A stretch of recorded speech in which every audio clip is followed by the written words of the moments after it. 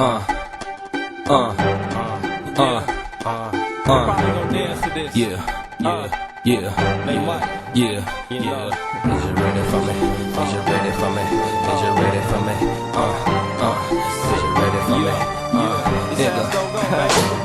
Spotless.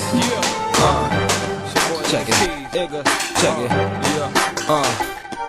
Is you ready for me? What's good, everybody? What's good? It's your boy, Cardinal Bud Crawford, or E.S.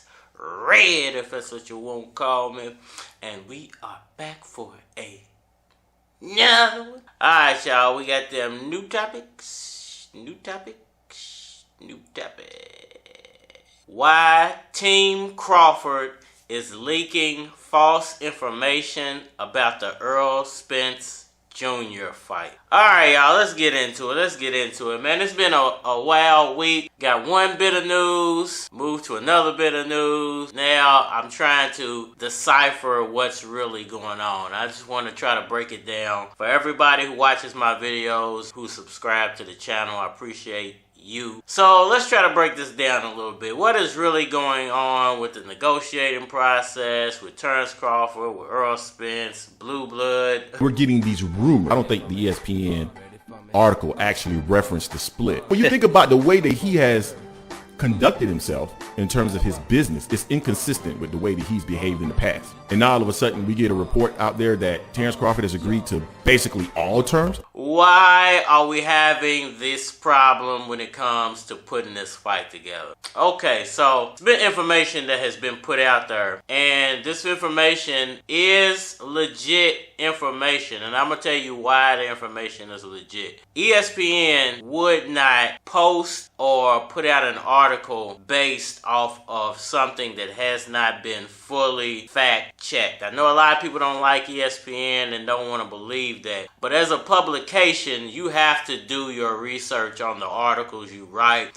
because there are possibilities of lawsuits and huge lawsuits. And I think they received some information, most likely from Team Crawford, from what I'm hearing, that the fight was 98% done. Pretty much that Terence Crawford had agreed to all terms. But if you fully read that article, if you fully read every word in that article, there was a few things that should have stood out to you. They mentioned in there the contract had to be sent back to the lawyers to have the wording cleaned up. Now, it's weird that they put that in there, because once again, they do have to fact check certain things, and I know they put that in there to cover their own butt, because they can lead a little bit with the article while still telling the truth, if that makes any sense to anybody. So they were leading with the fight being agreed to 98%, because if you're smart, if you're a thinking person, then you know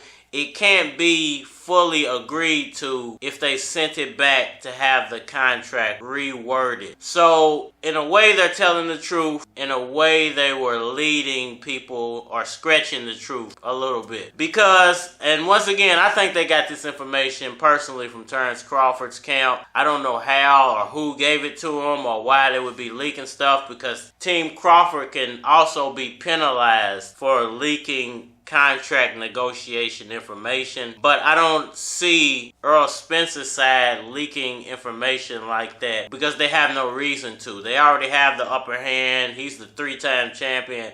I mean, everything's gonna go his way no matter what anyway, so there's no need for them to leak certain information to try to speed up the process or slow down the process or have more money added to the pot. So I would more than likely say that it was probably Team Crawford leaking this information rather than Team Spence leaking the information. So once again, they at ESPN, they're telling the truth. The fight was probably pretty much agreed to, but there's some wording within the contract that needs to be cleaned up. Whether that's wording about gloves, referees, venues, money, rematch clauses, rehydration clauses, we don't know what the specific specific wording that they're cleaning up is. We just know that they're cleaning up some type of wording in that contract. Now, again, a week ago there was information that came out from Errol Spence. Now,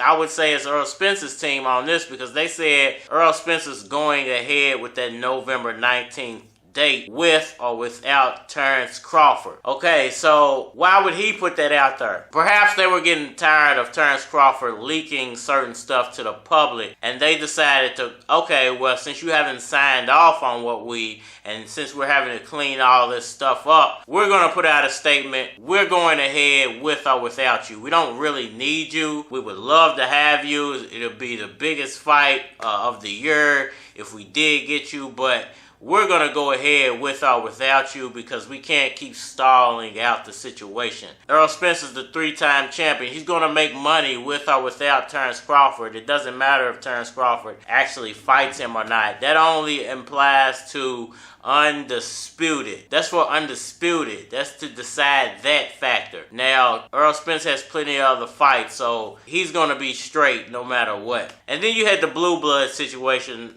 a couple of days ago, and this is where it gets weird.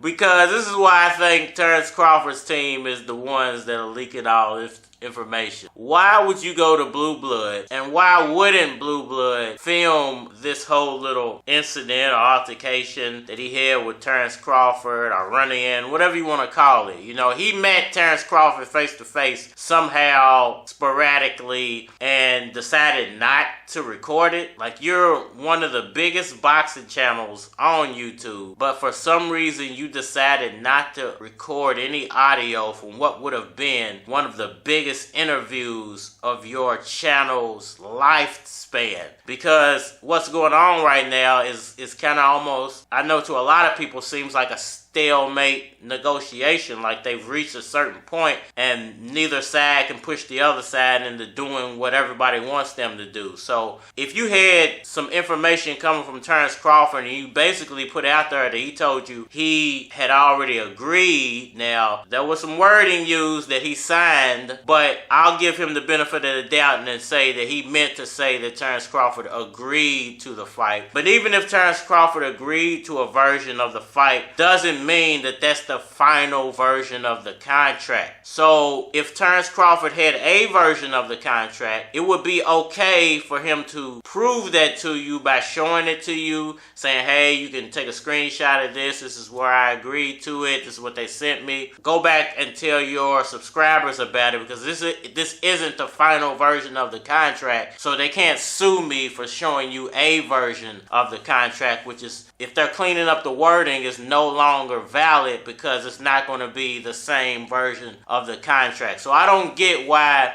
And then tell Blue Blood to make sure you go back and tell your subscribers, I told you to tell that information. It just don't make no sense at this point. Like, either they're purposely doing this to try and embarrass Team Spence and PBC into making a better deal for him, or they're just trying to embarrass them, period, because he's not getting what he wants out of the contract negotiation, and he knows that they're going to continue on that November 19th date, or a date close to that, with or without him, and that's his only way of fighting back without being sued. Now, we all know Terence Crawford's representing himself now, and he doesn't have a promoter, so I wouldn't be surprised if that's what's really going on behind the scenes. And he's doing this because he doesn't know how to go about discussing contract negotiations without being sued,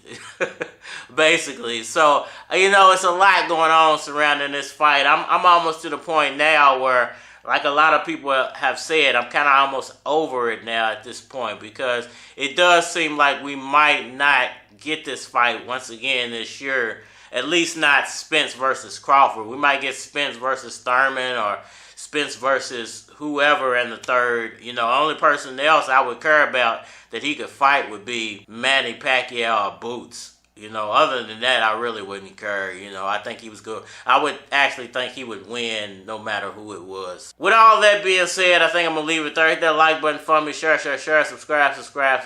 I hope that broke it down a little better for everybody and gave you a little more clarity to what's probably going on. Holler at me on all social media platforms, Facebook, Instagram, YouTube, but you're more than likely to get a response on the tube. So holler at me over there if you want a response. It's your boy, Cardinal, Bud Crawford, or E.S. Red, if that's what you want to call me. And we are out of here.